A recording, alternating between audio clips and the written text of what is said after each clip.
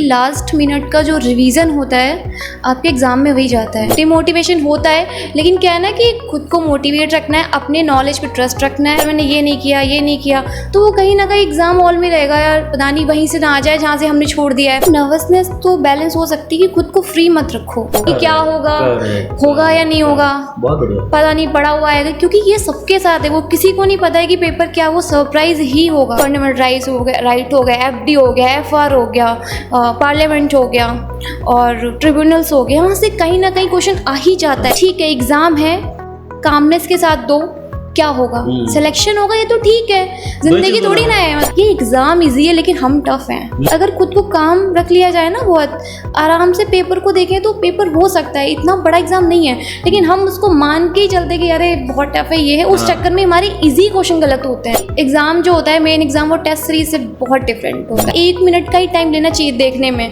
बस एक नज़र डालनी है कि हाँ पेपर है अपने रेंज में, अपने कंफर्ट के हिसाब से जाना है, जिसमें आप कंफर्ट हो, कोई और सेटिस्फाइड है, इससे आपको कोई लेना देना नहीं है। तो ब्यूरोक्रेट चाहता है प्रीलिम्स से, सीसेट का पेपर देखिए, सीसेट में जो कॉम्प्रिहेंशन आते हैं वो वहीं से आपको डिसीजन मेकर चाहिए उसको। फिर अभी तो ओवरऑल बेसिक्स वगैरह तो लगभग हो ही जाते हैं सारे सब।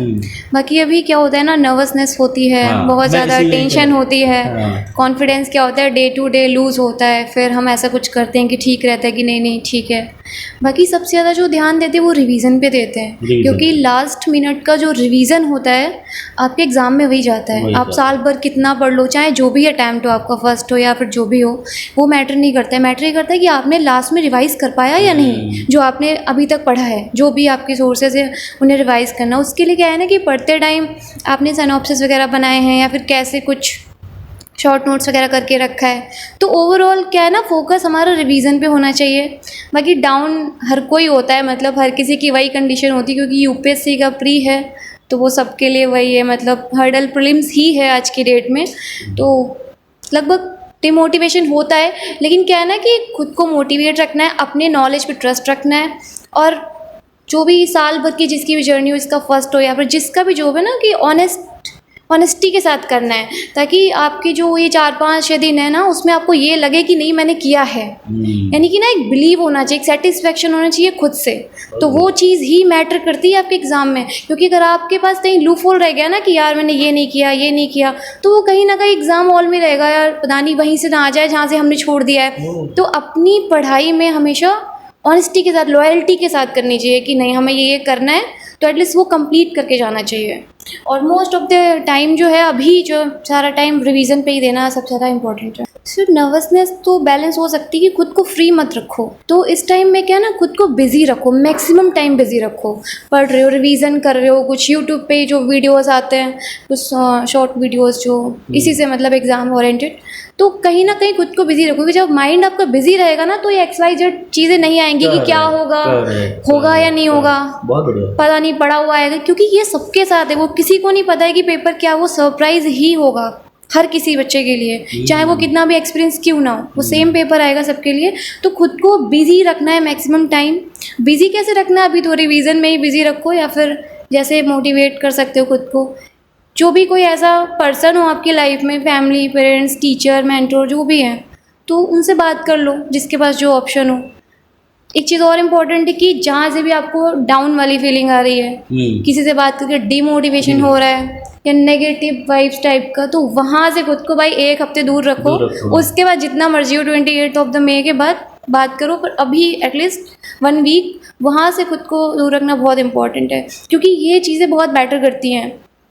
अगर किसी से बात करके या फिर कुछ ऐसा देख के, या फिर मान लीजिए आप एग्जाम्पल कि आपने किसी ऐसे फ्रेंड से ही बात कर ली जिसने बोल दिया कि मेरा तो सब तैयार है, और आपने ये आप कंपेयर करने लगे खुद को कि अरे मैंने तो ये नहीं किया, ये चीज़ नहीं लानी है। अब जो हो गया, जो होना था, अब आप सिर्फ उसी को जो आप कर चुके हैं वहीं से गो थ्रू हो लीजिए एक बार, जो भी है, और खुद पे बिलीव रखिए, और कंपेयर नहीं करना है सबसे इम्पोर्टेंट। किसी ने ऐसा भी तो हो सकता है कि जो उसने पढ़ा है लेकिन आपने नहीं पढ़ा, लेकिन आपने जो पढ़ा वही पूछ ले गए हो, ऐसा भी तो होता है। बिल्कुल, मैंने पहले ही ना बोला कि ये सरप्राइज़ है, वो सभी प्रेडिक्ट नहीं कर सकते एग्ज़ाम को कि क्या आ जाएगा। हाँ, कुछ चीज़ें हैं जो बहुत इंपॉर्टेंट है कि जैसे कि जो यूपीएससी के फेवरेट एरियाज़ है जहाँ से आते हैं, तो ये जो 5 to 6 डेज है ना, उनमें आप उन पे फोकस कर सकते हैं। लाइक कॉन्स्टिट्यूशन में अच्छा ये बहुत इंपॉर्टेंट, लाइक जैसे कि फंडामेंटल राइट हो गया, एफडी हो गया, एफआर हो गया, पार्लियामेंट हो गया और ट्रिब्यूनल्स हो गए, यहाँ से कहीं ना कहीं क्वेश्चन आ ही जाता है। तो ये कोर एरियाज़ होते हैं, तो आप हर सब्जेक्ट के ऐसे कोर एरियाज़ को आप 5 to 6 डेज में फिर से रिवाइज कर लीजिए। तो क्योंकि यहाँ से क्वेश्चन आएंगे डायरेक्टली इनडायरेक्टली, कैसे भी लिंक करके कुछ ना कुछ पूछेगा ही, तो इनको आप श्योरिटी से करके आइए। और बाकी मोटिवेशन के लिए तो वही है कि जब आप पढ़ते रहेंगे तो आपको थोड़ा 1-2 टेस्ट लगा लीजिए। वैसे अभी बहुत ज़्यादा टेस्ट लगाने का मतलब नहीं है, वो तो लगा चुके हैं जो भी जिसे लगाना होता है, बट आप फिर भी अभी 1-2 टेस्ट लगा सकते हैं वही 9:30 से 11:30 वाली टाइमिंग में। तो थोड़ा और एलिमिनेशन वगैरह, PYQ सॉल्व करिए, बहुत इंपॉर्टेंट है वो उसके लिए। क्योंकि क्या होता है ना कि हमें जैसे कि जो क्वेश्चन नहीं आ रहा है तो एलिमिनेशन ही करना है 40 to 45 क्वेश्चंस में। हर कोई करता है, जो सिलेक्टेड होता है वो, जिसका भी एलिमिनेशन अच्छा होता है वही सिलेक्ट होता है, क्योंकि श्योर क्वेश्चन बहुत कम होते हैं और वो किसी को ज़्यादा नहीं आते होते हैं। तो आप ये देखिए कि किस तरीके से PYQ में हम एलिमिनेशन हमारा ठीक जा रहा है 3 to 4 ईयर में, तो उन पे काम करिए, ये इंपॉर्टेंट है इस टाइम पे। बहुत बढ़िया मैम। किसी ने मुझे याद नहीं आ रहा है, कोई मोटिवेशनल स्पीकर थे यूपीएससी के, उन्होंने ये कहा था प्री हो या मेंस, स्पेशली प्री का एग्ज़ाम जिस दिन आप देने जा रहे हो उसके मॉर्निंग में एक टेस्ट लगा लो, टेस्ट लगाओ और आप ये सोच चलो कि अभी प्री वही हो रहा है, आप एग्ज़ाम दे रहे हो, उसके बाद प्री यूपीएससी का देने जाओ। तो मतलब प्री देने के जाने से 1-2 घंटे पहले एक टेस्ट आप लगा लो खुद की सेल्फ एवेल्युएशन के लिए। तो उससे क्या होता है, एक कॉन्फिडेंस आपका बनता है और चीज़ें अच्छी होने की संभावनाएं होती हैं। इसको कैसे देखते हैं, क्या ये एक इफ़ेक्टिव हो सकता है, मतलब इस तरह की प्रैक्टिसेस करनी चाहिए बच्चों को? सर ये चीज़ तो देखिए पर्सन टू पर्सन वेरी कर सकती है। अब मान लीजिए आपने मॉर्निंग में टेस्ट लगाया, कितना मॉर्निंग में लगाएंगे, सेम डे कैसे लगाएंगे, 9:30 से तो पेपर है, तो आप सुबह 5 बजे उठ के करेंगे। ठीक है, मान लीजिए लगाना है कोई एक टेस्ट पेपर जो ऑलरेडी उन्होंने उनके पास है और उन्होंने इसी प्लान के हिसाब से रखा कि हम 5 बजे सुबह में उस दिन लगाएंगे, ताकि एक रिदम बना रहे, एक फ्लो बना रहे कि एग्ज़ाम दे रहे हैं और उस फ्लो के साथ वो प्री दें। तो ये क्या कितना इफेक्टिव हो सकता है आपके हिसाब से, और क्या ऐसा करना सही रहेगा? देखिए वही मैंने बोला ना कि ये डिपेंड कर सकता है सिचुएशन पे। मान लीजिए आपने एक ऐसा टेस्ट लगाया जिसमें आपने स्कोर कर लिया, कॉन्फिडेंस आपका बूस्ट हो जाएगा एकदम से, ठीक है, बहुत अच्छा है वो। बाई चांस ऐसा भी तो हो सकता है कि आपने टेस्ट लगाया और आपका स्कोर बहुत बेकार हो गया, तो उसकी गारंटी रिस्पॉन्सिबिलिटी कौन लेगा? तो वो एक रिस्की प्रोसेस है डे ऑफ एग्ज़ाम की, वो बहुत रिस्की है। और उससे बेटर है मुझे लगता है कि खुद को थोड़ा काम रखना, थोड़ा कुछ ना कुछ देखते रहना, थोड़ा मोटिवेशनल कुछ सुन लेना, जैसे कि कुछ किसी ऐसे बंदे को सुन लेना जो कुछ ऐसी बातें कर रहा हो जिससे, हाँ, जैसे कुछ ऐसा बोलना कि ठीक है एग्ज़ाम है, कामनेस के साथ दो, क्या होगा, सिलेक्शन होगा, ये तो ठीक है, जिंदगी थोड़ी ना है मतलब। और हमने ये एग्जैक्टली, लेकिन ये नहीं सोचना, ये उस दिन तो नहीं सोचना है क्या होगा, ये एग्जाम के बाद सोच सकते हैं, बहुत सारा टाइम मिलेगा सोचने के लिए। उस दिन क्या है ना, खुद को कैसे भी करके इजी, ये एग्जाम इजी है लेकिन हम टफ हैं, ये सबसे बड़ी चीज़ है कि इजी एग्ज़ाम को इजी तरीके से ही क्लियर किया जा सकता है। और मेरा भी जो मैंने दिया है, तो मेरा भी यही एक्सपीरियंस रहा कि अगर खुद को काम रख लिया जाए ना, बहुत आराम से पेपर को देखें तो पेपर हो सकता है, इतना बड़ा एग्ज़ाम नहीं है, लेकिन हम उसको मान के ही चलते कि अरे बहुत टफ है, ये है, उस चक्कर में हमारे ईजी क्वेश्चन गलत होते हैं। तो वही चीज़ हमें करनी है, हमें खुद को बहुत ही काम रखना है, पेशेंस के साथ पेपर देना है। कुछ भी ऐसा लग रहा है बाई चांस स्टार्टिंग में कुछ क्वेश्चन नहीं आ रहे हैं, 8-10 क्वेश्चन, तो ठीक है, 100 क्वेश्चन है, नहीं आ रहे 10, कोई बात नहीं, पेपर को थोड़ा बीच में देख लेना है, मतलब सीधे से नहीं लगाना है कि नहीं आ रहे। एक बार सबसे अच्छा ही होता है ना कि आप एक बार पूरा पेपर देख लो 1 मिनट या 2 मिनट में, तो आपको एक आइडिया हो जाता है कि अच्छा पेपर कैसा है। पहले से मतलब एकदम अपना डाउन नहीं करना है मोटिवेशन की, अरे, क्योंकि ऐसा हो जाता है कि स्टार्टिंग के, कई बार हमें स्टार्टिंग के 2 पेज तक क्वेश्चन ही नहीं आ रहे होते हैं, पर ठीक है, मतलब वो सबके लिए वही डिफ़िकल्ट रहता है। ओवरऑल क्या करना है कि खुद पे बिलीव रखना है, कामनेस के साथ पेपर देना है, खुद को ईजी रखना है, क्योंकि दुनिया में कोई भी चीज़ हो ना, आप जितना कामली कर सकते हैं, वो बहुत प्रेशर, टेंशन और ये इन सब के साथ नहीं कर सकते, ख़राब हो जाती हैं। एग्जैक्टली। अच्छा मैम, जैसे आपने बताया कि पूरे पेपर को एक बार थ्रू आउट देख लो, तो क्या इजी क्वेश्चन को पहले अटेम्प्ट करें ताकि उनकी कॉन्फिडेंस बढ़े और उसके बाद टफ और साइड में जाएं, या पहली पहले राउंड बना लें, पहले राउंड में इजी क्वेश्चन करना है, फिर दूसरे राउंड में उससे टफर क्वेश्चन करना है, इस तरह से कुछ एग्जामिनेशन हॉल में पेपर के सामने कुछ इस तरह की कोई स्ट्रेटजी बना सकते हैं क्या? देखिए, जो टेस्ट सीरीज होती है ना, वो इसीलिए होती है कि आप प्रैक्टिस कर लो कि आप एग्ज़ाम को कैसे टैकल करोगे। लेकिन हाँ, ये होता है कि एग्ज़ाम जो होता है, मेन एग्ज़ाम, वो टेस्ट सीरीज से बहुत डिफरेंट होता है, मतलब वो उससे उसका कुछ होता नहीं है मतलब। हाँ, लेकिन मैंने बोला ना कि देख लें, तो वो 1 मिनट का ही टाइम लेना चाहिए देखने में, बस एक नज़र डालनी है कि हाँ पेपर है अपने रेंज में, हम कर लेंगे, अगर सही से किया 2 घंटे में तो वो कर लेंगे। तो बस इस पे ध्यान देना है। उसके बाद हमें फिर से एक बार पेपर करना है फर्स्ट राउंड में कि हाँ ठीक है, जो हमें आ रहा है उसको कर लेना है।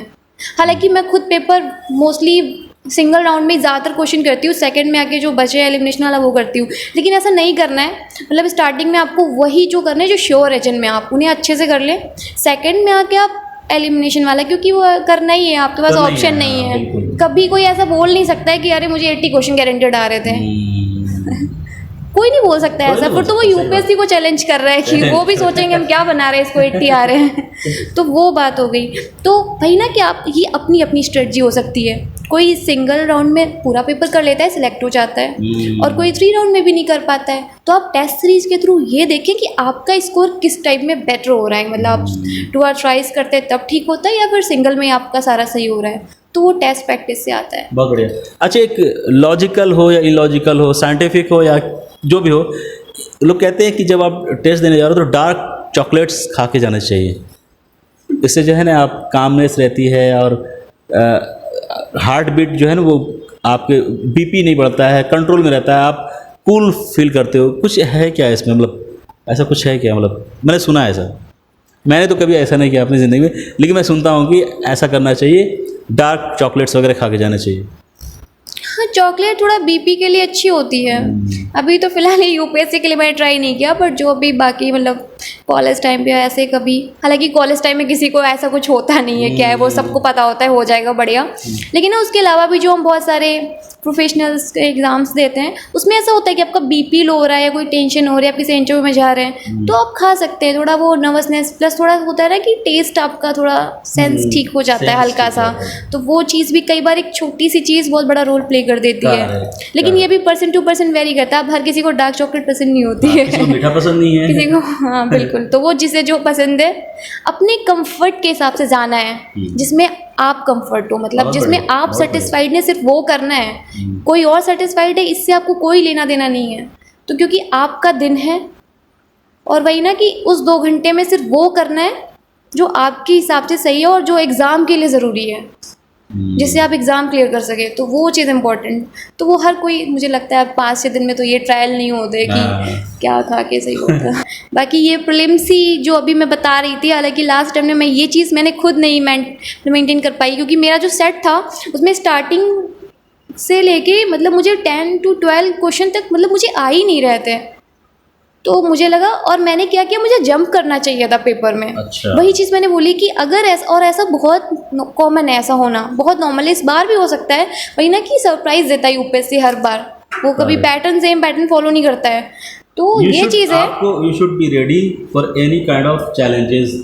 आप प्रेडिक्शन नहीं कर सकते, यही तो रिक्वायरमेंट है। हर कंडीशन के साथ आपको तैयार रहना है। एग्जैक्टली, वो यही तो चाहता है ना, वो ब्यूरोक्रेट चाहता है प्रीलिम्स से। सीसेट का पेपर देखिए, सीसेट में जो कॉम्प्रिहेंशन आते हैं, वो वहीं से आपको डिसीजन मेकर चाहिए उसको, जिस तरीके से वो क्वेश्चंस पूछता है। तो ओवरऑल चेक तो ये सब कर रहा है कि आप काम रह रहे कि नहीं, कर पा रहे कि नहीं पेपर को हैंडल, क्योंकि वही सारी चीज़ें हैं। एग्ज़ाम के 5-6 दिन पहले या फिर 15 डेज़ पहले आपको अपना रूटीन एग्ज़ाम के हिसाब से सेट करना बहुत ज़रूरी है। एटलीस्ट आप 9 बजे से उठ के थोड़ा एक्टिव हो जाइए, ताकि आपका माइंड एक्टिव रहे।